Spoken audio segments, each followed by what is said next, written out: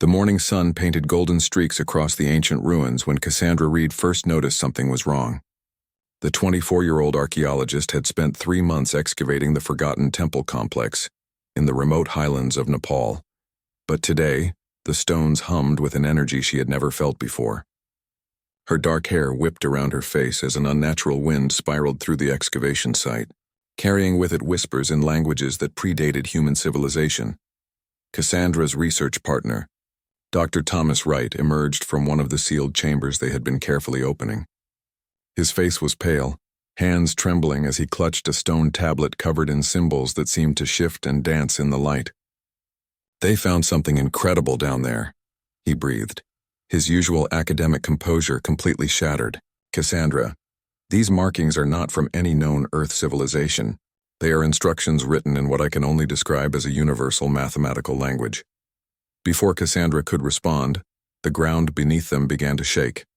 Not the violent tremors of an earthquake, but a rhythmic pulsing as if the mountain itself had awakened with a heartbeat. The other team members scattered, shouting warnings and grabbing equipment, but Cassandra felt drawn toward the chamber entrance. Something called to her from within those ancient depths, a voice without words that resonated in her bones. Inside the chamber, the walls were covered in murals depicting beings of impossible beauty. Tall figures with skin that shimmered like starlight stood beside humans in scenes of teaching and cooperation. At the center of the largest mural, a woman with flowing auburn hair held a flame in her palm while a crystalline being reached toward her with what could only be described as reverence. The resemblance between the painted woman and Cassandra herself was unsettling. Thomas joined her, his scientific mind racing to catalog everything they were seeing. According to these inscriptions, this temple was built as a meeting place between humans and the Luminari, an advanced species from beyond our solar system. They came here 5,000 years ago, not as conquerors but as teachers. They shared knowledge of medicine, mathematics, and something called essence manipulation. He paused, pointing to a series of symbols. "This word appears repeatedly. It translates roughly to guardian or keeper of the eternal flame." The phrase triggered something deep in Cassandra's memory. Fragments of dreams she had been having for months. Dreams of flying through star-filled skies, of holding fire that did not burn, of protecting something precious from shadows that sought to consume it. She had dismissed them as stress from the demanding excavation work, but now they felt like memories trying to surface. A sudden crystallization of air in the chamber's center made them both stumble backward. The temperature dropped dramatically as light began to coalesce into a solid form. Within seconds, a figure stood before them. Humanoid but clearly not human, his skin had the translucent quality of fine crystal, and within his body light moved like currents in a luminous ocean. His eyes, the deep blue of Earth's sky as seen from space, focused on Cassandra with an intensity that made her breath catch. "I am Zephron of the Luminari Protectorate," the being spoke, his voice carrying harmonics that human vocal cords could never produce. "For 5 millennia, we have watched and waited for the return of the Phoenix Guardian, the one who carries the spark of creation itself." His gaze never left Cassandra. "You are the one. The prophecy has come full circle." Thomas stepped protectively in front of Cassandra, his academic skepticism warring with the impossible reality before him. "This is insane. Who are you, really? What do you want with her?" Zephron raised a hand that caught and refracted the chamber's dim light into rainbow patterns across the walls. "I want nothing from her. I have come to warn her of what is coming. The Shadow Devourer has awakened in the void between galaxies. It consumes worlds, leaving nothing but emptiness in its wake. Only the Phoenix Guardian, carrying the eternal flame, has the power to stand against it." Cassandra found her voice, though it came out shakier than she would have liked. "You have the wrong person. I am just an archaeologist. I study dead civilizations. I do not have any special powers or flames or whatever you think I have." But even as she spoke, she felt heat building in her chest, a warmth that had nothing to do with the chamber's temperature. Her hands began to glow with a soft amber light that grew brighter with each passing second. Zephron moved closer, his crystalline form reflecting the growing light from Cassandra's hands. "The Phoenix Flame chooses its guardian. It is not a power given but a truth awakened. Your ancestors were the first humans to bond with Luminari essence. That union created something new, something powerful enough to challenge the darkness that threatens all life." He gestured to the murals around them. "This temple was built to preserve the knowledge until you returned. The light from Cassandra's hands suddenly flared, shooting upward in a column of golden fire that passed through solid stone without burning anything. The flame took the shape of wings, massive and magnificent, spreading from her shoulders like she had been born with them. She could feel the power coursing through her veins, ancient and new at the same time, terrifying and exhilarating in equal measure. Thomas had backed against the wall, his rational mind struggling to process what he was witnessing. "Cassandra, your hands, your eyes, they are glowing like molten gold. What is happening to you?" She looked down at herself, seeing her skin luminescent with inner fire, feeling strength and knowledge flooding into her consciousness. Memories that were not her own yet somehow belonged to her showed her how to shape the flame, how to fly, how to fight creatures made of living shadow. Zephyron extended his hand toward her, palm up in a gesture of offering. "The Shadow Devourer will reach Earth in 7 cycles of your moon. We cannot stop it with technology or weapons. Only the Phoenix Flame, wielded by a guardian who understands both human determination and cosmic power, can turn back the darkness. Will you embrace your destiny, Cassandra Reed? Will you become what you were always meant to be?" Outside the temple, the rest of the excavation team had gathered, staring in shock as golden light poured from the ancient structure. The mountain itself seemed to respond to the awakening power, stones that had been dormant for thousands of years now glowing with sympathetic energy. The air filled with a sound like crystal bells and distant thunder combined, announcing to the world that something fundamental had changed. Cassandra felt the weight of the choice before her. Everything she knew, her career, her understanding of reality, her plans for a simple academic life, all of it was crumbling like the dust of the ruins she studied. But beneath the fear and confusion, she felt something else growing, a sense of rightness, of purpose, of a story that had been written in starlight before she was born finally reaching its destined chapter. She looked at Zephyron, then at Thomas, then down at her flame-wrapped hands. "Teach me," she said, her voice steady now, resonating with newfound power. "Teach me everything I need to know. If darkness is coming for this world, for any world, then I will learn to burn bright enough to hold it back." The flames around her surged in response to her words. And somewhere in the vast darkness between stars, something ancient and hungry felt the challenge and turned its terrible attention toward the small blue planet, where a new Phoenix Guardian had just awakened. The following weeks transformed Cassandra's life beyond recognition. The excavation site became something far more than an archaeological dig. It evolved into a training ground where human determination met cosmic power. Zephyron proved to be a patient but demanding teacher, pushing Cassandra to understand that the Phoenix Flame was not just destructive power, but creation itself, the fundamental force that birthed stars and sparked life across the universe. Her relationship with the luminary warrior deepened in unexpected ways.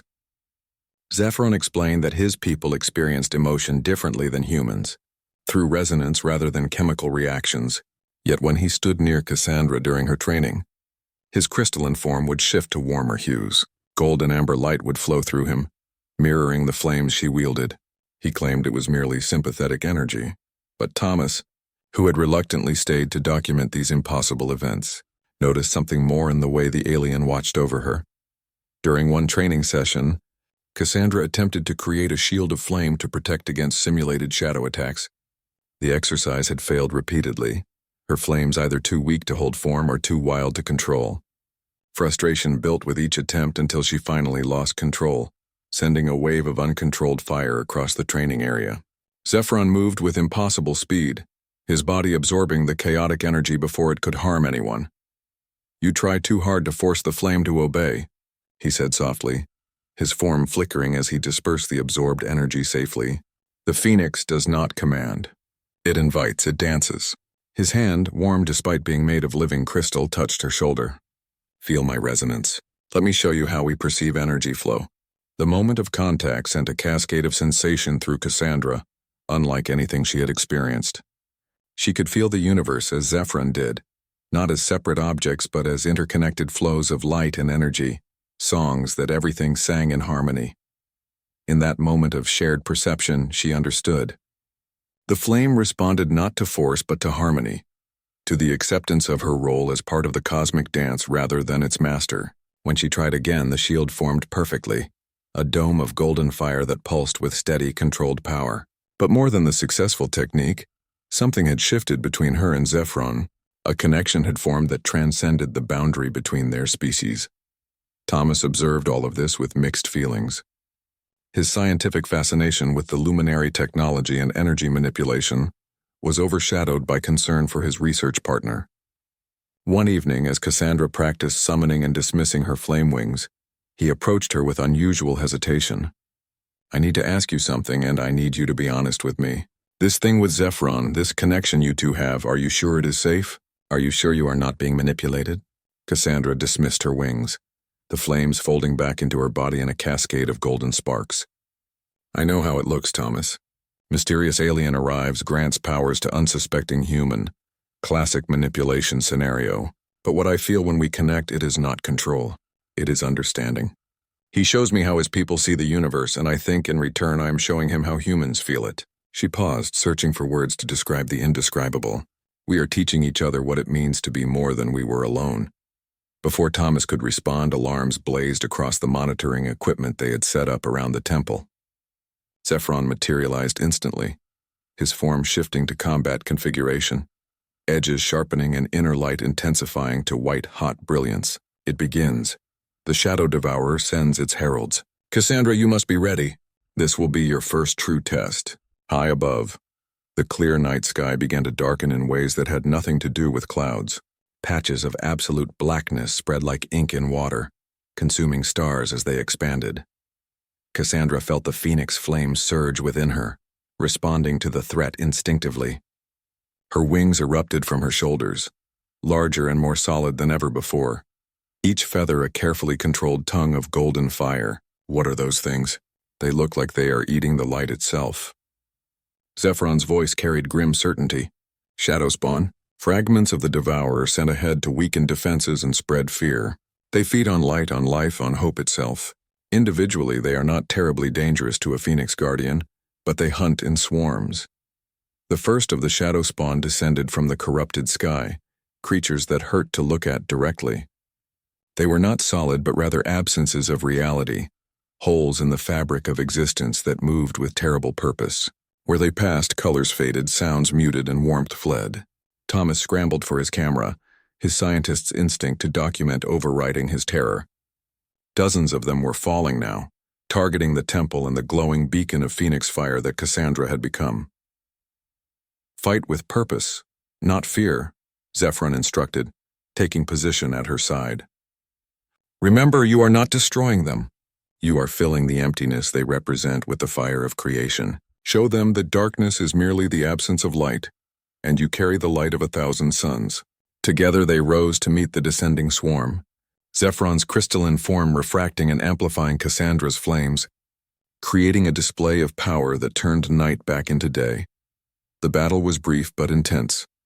Cassandra discovered that her flames could indeed unmake the shadow spawn, pouring creative energy into their void until they simply ceased to exist. But each victory came with a cost. She felt the cold of their touch when they came too close, experienced the despair they radiated, the absolute emptiness that was their essence. Only Zephron's presence beside her, his constant resonance of encouragement and strength, kept her focused and fighting.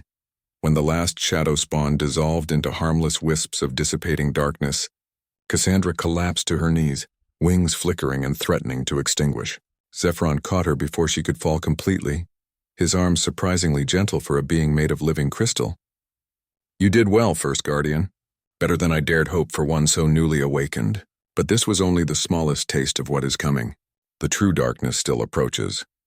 Thomas rushed to them, checking Cassandra for injuries while trying to maintain some semblance of scientific detachment. "Your body temperature is fluctuating wildly. Your heart rate is through the roof. You need rest, proper medical attention." Cassandra managed a weak laugh. "I just fought monsters from beyond space using cosmic fire powers taught to me by a crystalline alien. I think normal medical attention is slightly out of its depth here." Despite the exhaustion, she felt exhilarated.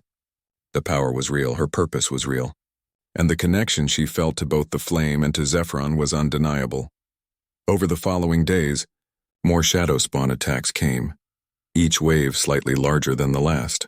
Cassandra grew stronger with each battle, her control over the phoenix flame becoming second nature. But more than her power grew. Her bond with Zephyron deepened into something neither of them had anticipated. Luminari did not form attachments easily, their long lives and crystalline nature making them naturally solitary. Yet Zephyron found himself drawn to Cassandra's human warmth, her passionate determination, her capacity to find joy even in the midst of cosmic crisis. One night, after a particularly difficult battle, they stood together at the edge of the excavation site, looking up at stars that the shadow spawn had not yet tainted.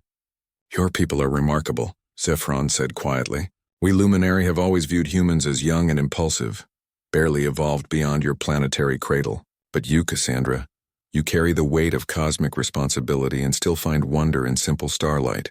You face the end of everything and respond not with despair but with defiance." Cassandra leaned against him, too tired to maintain professional distance. "Is that the Luminari way of saying you are impressed?" His crystalline form shifted, taking on the warmest gold hue she had ever seen in him. "It is the Zephyron way of saying I have never met anyone like you across 100 worlds and 1,000 years of life. Human or Luminari, warrior or guardian, you are unique, and I find myself hoping we survive what is coming, not for duty or prophecy, but because I wish to see what else you will show me about the universe I thought I understood." They stood in comfortable silence, two beings from different worlds bound together by circumstance and growing into something deeper through choice. Tomorrow would bring more battles, more training, and eventually the arrival of the Shadow Devourer itself. But tonight, under stars that still shone bright, a human woman and a crystalline warrior from beyond the stars shared a moment of peace and connection that transcended the boundaries of their origins. The seventh moon cycle arrived with apocalyptic fury. The sky above Earth darkened as the Shadow Devourer finally reached their world, a presence so vast it defied comprehension. This was not a creature or a ship, but a fundamental force of entropy given terrible consciousness, an entity that existed to unmake creation itself. Satellite systems failed worldwide. Power grids flickered and died and across the planet. People looked up to see their sun dimming as if a cosmic predator had begun to consume it. At the temple, Cassandra stood ready. 7 weeks of intense training had transformed her from an uncertain archaeologist into a true Phoenix guardian. Her flames no longer flickered with doubt but burned with steady, brilliant purpose. The wings that sprouted from her shoulders were not merely shaped fire, but solid constructs of creative energy, capable of carrying her through space itself. She wore armor that Zephyron had crafted for her, crystalline plates that resonated with her flame, amplifying and focusing her power without restricting movement. Zephyron had called for reinforcements, and they had arrived.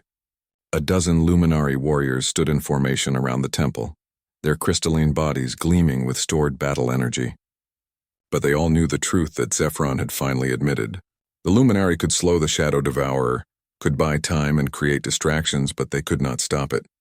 Only the Phoenix flame, wielded by a guardian who understood sacrifice and carried hope even in the face of absolute darkness, had any chance of turning back the tide. Thomas had been evacuated along with the rest of the excavation team, taken to underground shelters that might protect them from the coming conflict. He had argued passionately to stay, to document what might be humanity's most important moment, but Cassandra had refused. She needed to focus completely on the battle ahead without worrying about civilian casualties. Their parting had been emotional, Thomas finally breaking down and admitting he should have told her years ago that he loved her. Even though he now understood her heart belonged to someone from beyond the stars. "Are you ready?" Zephyron asked, moving to stand beside her. His voice carried none of the confidence she had come to expect from him. Instead, she heard fear, genuine concern, and something deeper that made her crystalline heart ache with its familiar warmth.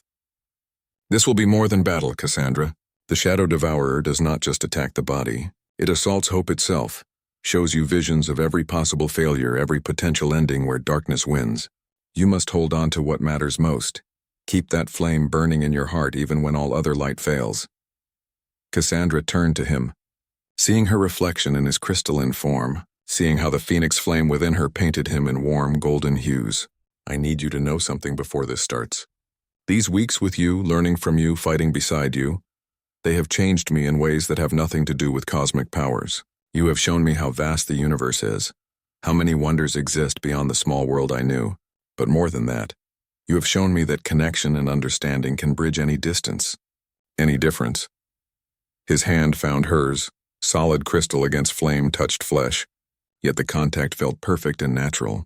Among my people we have a concept called eternal resonance. It is the rarest of bonds, where two beings attune so completely that they become part of each other's fundamental frequency.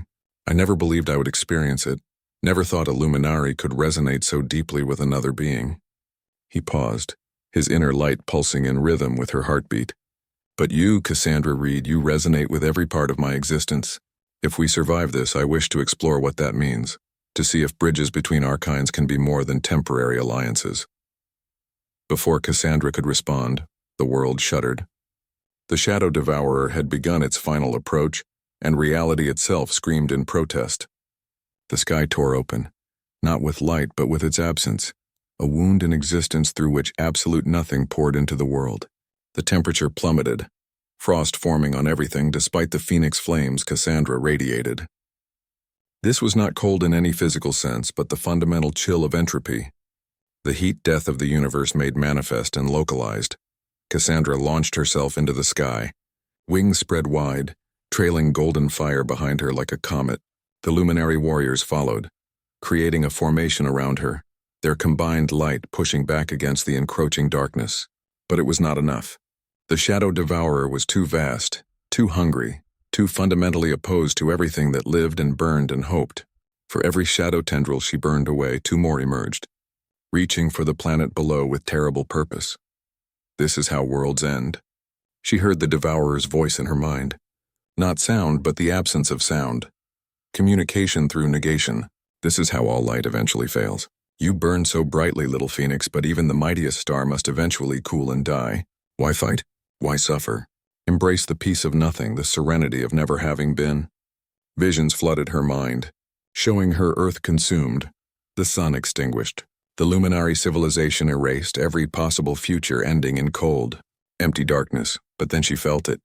Zephron's resonance cutting through the despair, reminding her she was not alone. She felt the luminary warriors channeling their energy to her, trusting her with their very life force. She felt the phoenix flame itself, not as a weapon but as a promise, the universe's answer to entropy, the creative spark that said existence itself was worth the struggle against the void. And she made her choice, the choice that every true guardian eventually faced. The phoenix flame could do more than burn away darkness. It could create, could transform, could sacrifice itself completely to birth new light.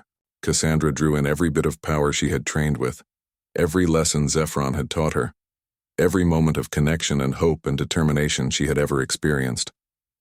She compressed it all within her core, feeling her body begin to transcend its physical limits, becoming not a person who wielded flame but flame itself given consciousness and purpose. No, Zephron's mental voice cut through her concentration. Cassandra, what you are planning, it will destroy you. The total immolation, becoming pure phoenix force, you cannot come back from that transformation. There must be another way. She felt his anguish, felt how her decision hurt him worse than any shadow spawn attack. But she also felt his understanding.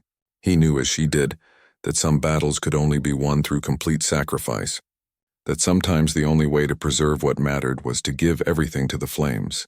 Not destruction, she sent back to him, her thoughts becoming harder to form as her transformation accelerated. Rebirth. That is what the phoenix has always represented, Zephron. Endings that carry the seeds of new beginnings.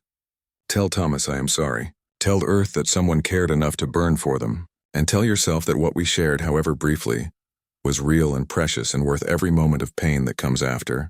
I love you, warrior of crystal and light. Remember me when you see stars being born. Then she let go completely, surrendering to the phoenix transformation. Her body exploded into pure creative fire, expanding outward in a sphere of golden radiance that made the sun itself seem dim by comparison. The Shadow Devourer shrieked, a sound that was absence of sound as the phoenix force tore into its fundamental nature. Where entropy sought to end all things, creation erupted with infinite possibility. The battle was not fought with attacks and defenses, but with opposing philosophies made manifest. The eternal struggle between existence and void given physical form. Zephron watched, his entire being resonating with grief and awe, as the woman he had learned to love became something transcendent. The other Luminari warriors had to shield their senses from the intensity of the transformation, but Zephron forced himself to witness every moment. He had lived for over 1,000 years, had seen wonders across countless worlds, but nothing had ever approached the terrible beauty of Cassandra Reed, choosing to burn away everything she was so that everything else might continue to be.